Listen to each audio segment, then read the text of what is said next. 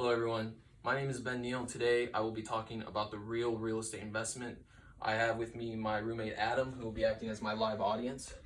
So today, like I said, I'll be talking about the real estate investments. And when I say real estate, I'm talking about the physical houses themselves. I'm not talking about like real estate investment trust or mortgage bonds you can buy. I'm talking about the actual hands-on versions of those. So the real estate investment market is broken up into commercial real estate and residential. Excuse me. On the commercial side, you're looking at like big retail stores, gas stations, barbershops, gyms. All those are considered commercial, and usually those are bought by a group of investors who then lease those buildings to their tenants. The side that I'm going to be focusing on is the residential side, which is your single families, your duplexes, and your multifamilies. Single families are the simplest ones for the most part. I'm sure you all grew up in a single family home.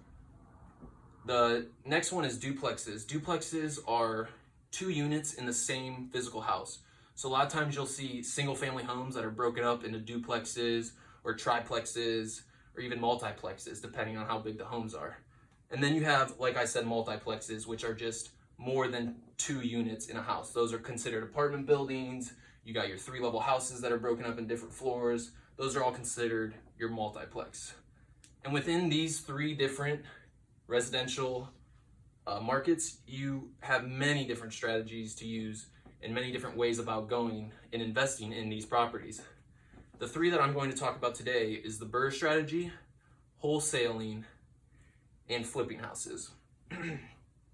So the first one, the BRRRR strategy, BRRRR stands for buy, rehab, rent, refinance, and repeat.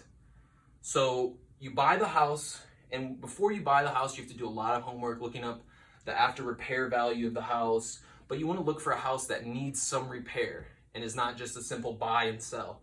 So you look for a house, you find one you like, you find your after value repair, and then you go out and you hire a contractor or you do the repair work yourself. After you're done with the repairs, you go out and you find tenants for your house. And so you can find what you should charge rent based on how many bedrooms or how many square foot related to similar houses in the area. So after you rent it out, you're going to want to go to your bank and ask for a refinance. A refinance is simply taking a credit out on the property you own. So you'll go to your bank and you'll be like, I have this house worth 150 grand. And they'll be like, okay, they'll usually give you up to about 70% of the value of the home. And then you use that 70% to pay off any money you owe when you bought that first house. And anything left over, you take out and you repeat the process by buying another house and continually doing that.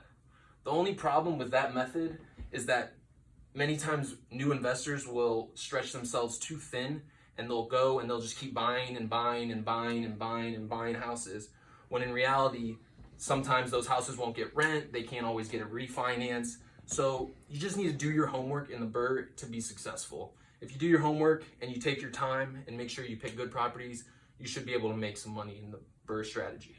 The next strategy I want to talk about, and is my personal favorite, is flipping. I know I'm sure you've all seen TV shows on HGTV, Flip or Flop, where people will go and buy the worst house in the neighborhood. They'll put money into it, build it up, make it look beautiful, and then they'll sell it for double, sometimes even triple what they paid for it. This is a good way to buy, keep, and then you can sell it in a short amount of time and get your profit. Whereas the BRRRR strategy, sometimes you have to wait to get refinance and all that. When you flip a house, you can buy it, you put your work in, as long as you can pay for that, you sell it and you pay off what you owe, and the rest is your profit.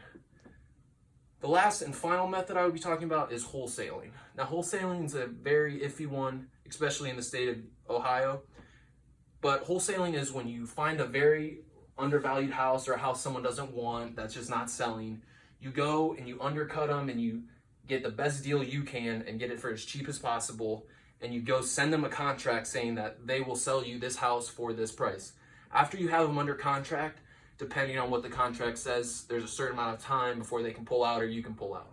Within that time, you want to go and find someone who is looking to buy that property, and then you sell them that property for a markup of what you paid for it, and then you just get that money as profit. And usually you don't even have to sign money over and send it to them but sometimes you do get caught where you owe the person money for that house because you've exceeded the contract time.